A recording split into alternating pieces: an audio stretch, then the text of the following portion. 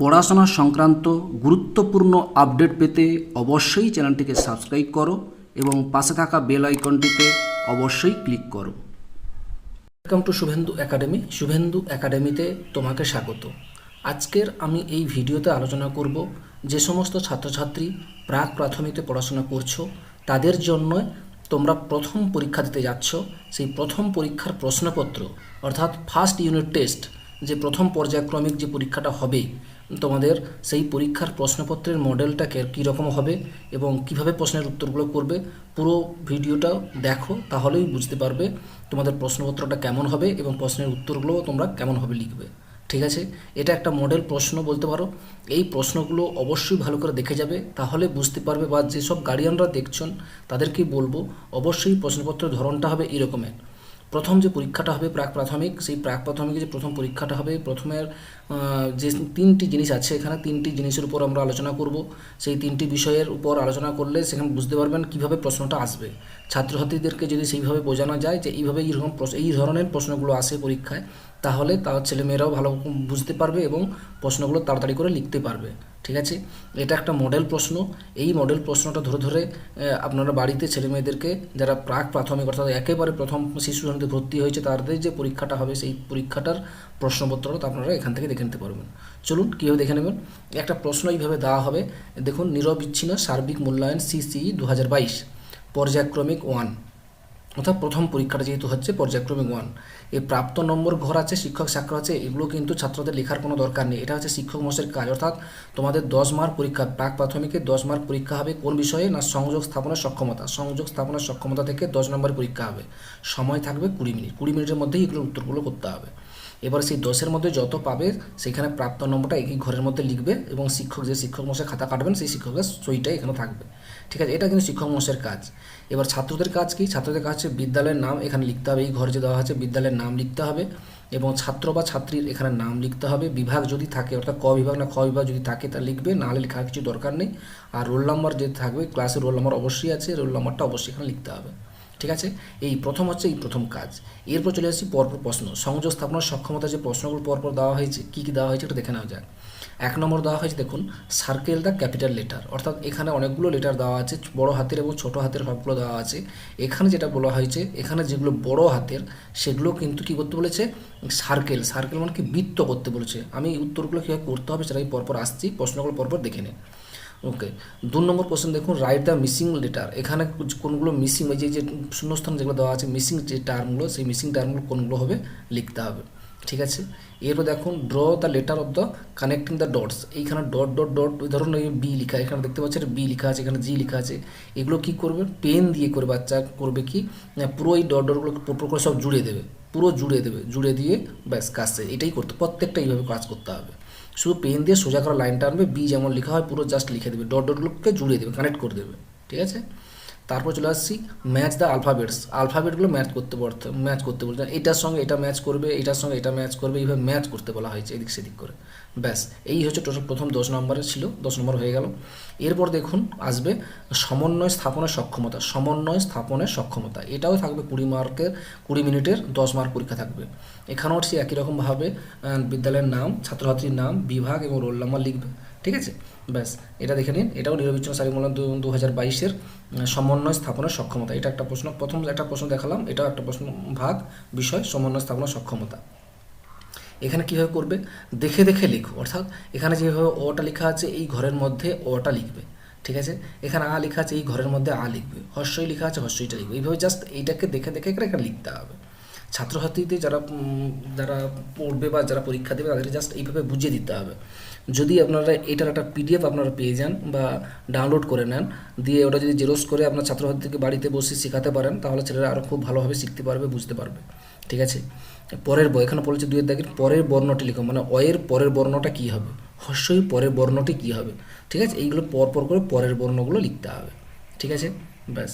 এবার বাম দিকের সঙ্গে ডান দিক মেলাও। এখানে দেখতে পাচ্ছ বাম দিকে যে ছবিগুলো আছে আর ডান দিকেও ওই ছবিগুলোই আছে, এলোমেলোভাবে সাজানো আছে, শুধু মেলাতে হবে, আর কিছু নয়।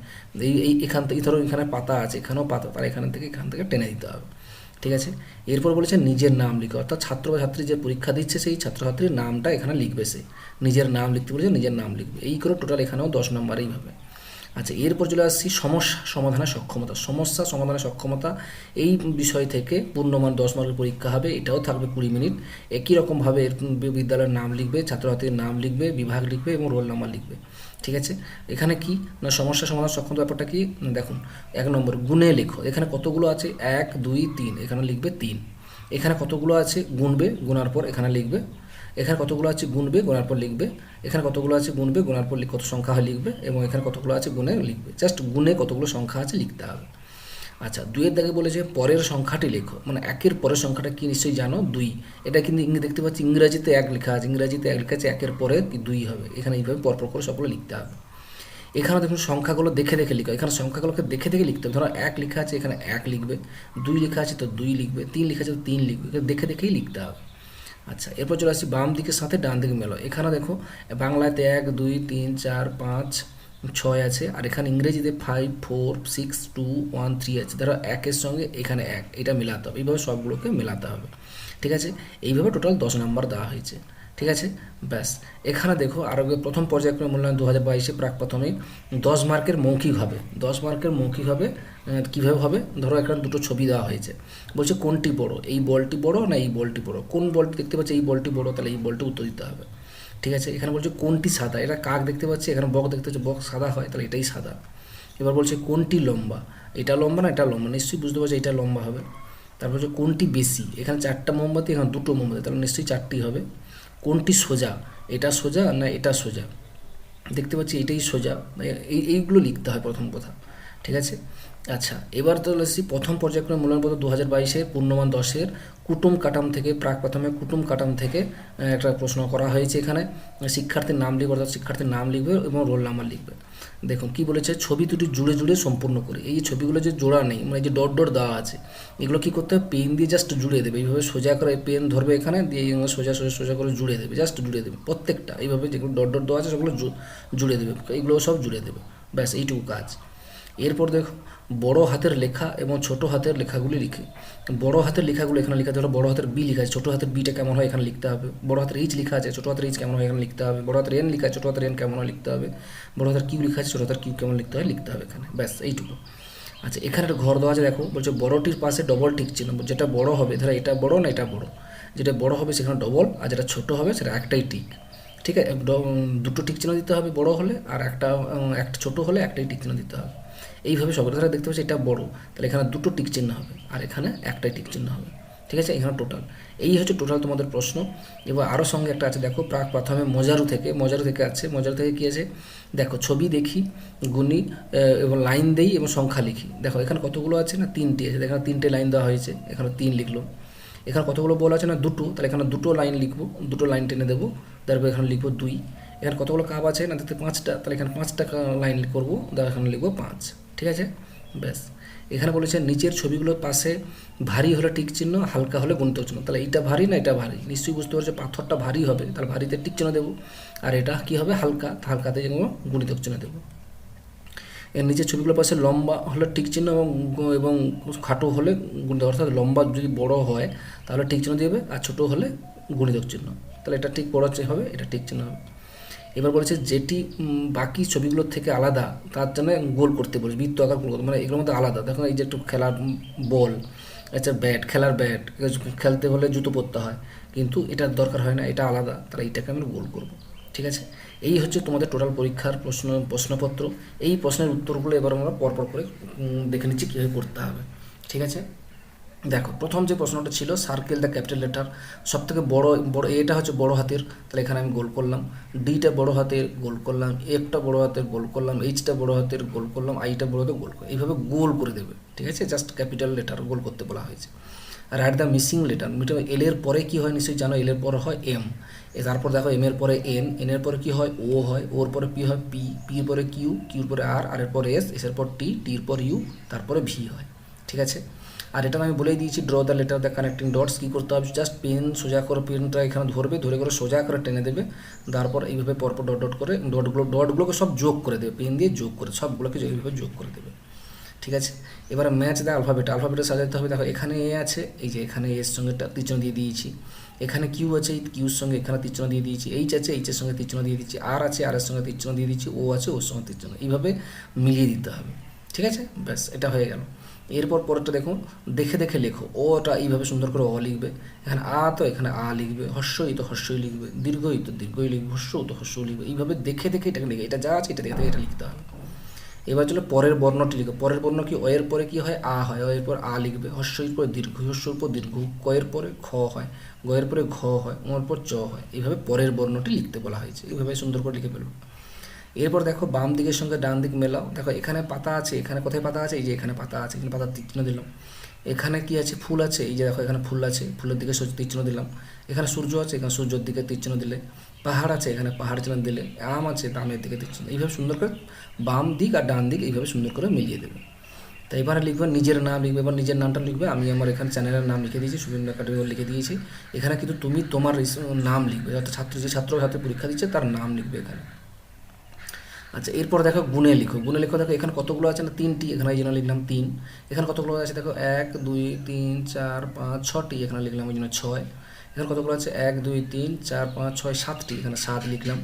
এখানে কতগুলো আছে দেখো, 1 2 3 4 5 6 7 8টা, এখানে 8 লিখলাম। এখানে আছে 1 2 3 4টা, এখানে 4 লিখলাম। ঠিক আছে, এইভাবে সুন্দর করে গুণে গুণে লিখে ফেলবে। এবার দেখো 2 দাগের পরের সংখ্যাটি লিখো। 1-এর পরে কী হয় 2, 2-এর পরে কী হয় 3, 3-এর পরে কী হয় 4, মানে এখানে ইংরেজিতে লিখবে 2 4। এখানে 5-এর পরে কী হয় 6, 6-এর পরে নিশ্চয়ই কী হয় 7, 7-এর পরেই 8 হয়, তা 8-এর পরে 9 হয়, তারপর 10 হয়, এগুলো সব ইংরেজিতে লিখবে। আচ্ছা, তারপর বলছে সংখ্যাগুলো দেখে দেখে লেখো। দেখে দেখে 1 লেখা আছে, এইভাবে সুন্দর করে 1 লিখবে। 2 লেখা আছে, এইভাবে সুন্দর করে 2 লিখবে। 3 লেখা আছে, এখানে 3 লিখবে। 4 লেখা আছে, 4 লিখবে। 5 লেখা আছে, 5 লিখবে। এইভাবে সুন্দর করে লিখে ফেলবে। আচ্ছা, এবার বাম দিকের সাথে ডান দিক মেলাও। তার বাম দিকে হচ্ছে এখানে বাংলাতে আমি বলেছিলাম 1 2 3 4 5 6 করে লেখা আছে, এখানে ইংরেজিতে 1 2 3, তার এখানে 1, এখানে ইংরেজিতে বাংলার 1, ইংরেজিতে 1 কোথায় আছে, এখানে ইংরেজিতে 1 আছে। দেখো দেখতে পাচ্ছ 2, এখানে 2 আছে, বাংলায় 2, ইংরেজি 2 কোথায় আছে, এখানে ইংরেজিতে 2 আছে।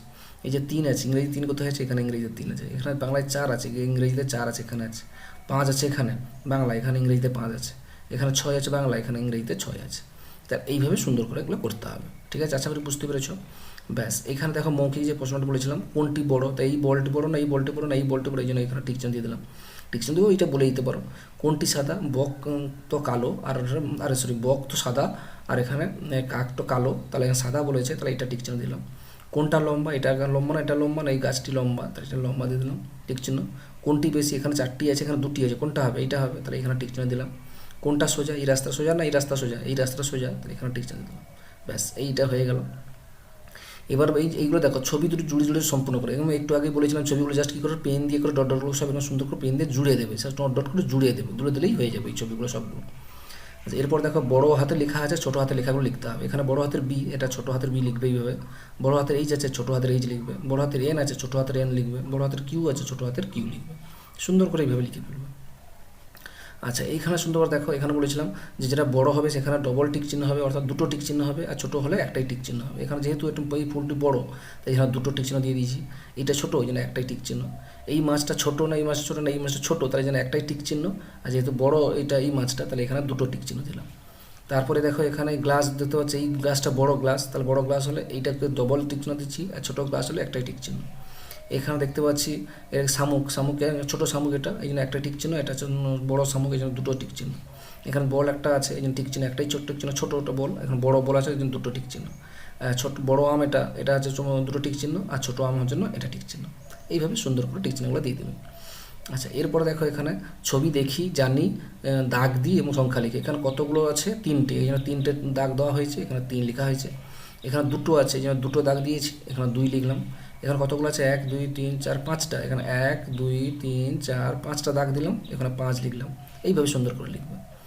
এবার বলছে নিচের ছবিগুলোর পাশে ভারী হলে টিক চিহ্ন, হালকা হলে গুণিতক চিহ্ন। এইটা যেহেতু পাথর ভারীর জন্য এখানে টিক চিহ্ন দিলাম, আর যেহেতু হালকা এটা হালকা, এই জন্য গুণিতক চিহ্ন এখানে দিলাম। তো এখানে নিচের ছবিগুলোর মধ্যে যেটা লম্বা টিক চিহ্ন এবং খাটো হলে গুণিতক চিহ্ন, এখানে এটা যেহেতু গাছটা লম্বা এই জন্য লম্বাতে টিক চিহ্ন দিয়েছি, এটা খাটো এই জন্য গুণিতক চিহ্ন দিয়েছি। এবার দেখো যেটা ছবি দেখে যেটা আলাদা সেটা লিখি। তা দেখতে পাচ্ছি বল খেলা হয়, ব্যাট খেলা হয়, খেলার জন্য বুট পরতে হয় খেলার জন্য, কিন্তু এটা লাগে না, কুকুর ছানা লাগে না, এটা আলাদা, এই জন্য এটাকে গোল করে দিয়েছি। আচ্ছা, এখানে দেখো মুরগি এখানে আছে, কি আছে, এখানে একটা কোকতুল আছে, কোকতুল পাখি আছে। ঠিক আছে, এখানেও একটা পাখি আছে। সবগুলো কিন্তু এরকম পাখি, এগুলো সবগুলোই কিন্তু পাখি, কিন্তু বানর কিন্তু পাখি নয়, এই জন্য এটা আলাদা, এটা গোল করে দিয়েছি। ঠিক ঠিক আছে, এই হচ্ছে টোটাল প্রশ্ন এবং উত্তর। তোমাদের এই ভিডিওটি কেমন লাগলো অবশ্যই কমেন্ট করে জানিও। ভিডিও যদি ভালো লাগে অবশ্যই একটা লাইক দিও। ভালো থাকো, সুস্থ থাকো, ধন্যবাদ।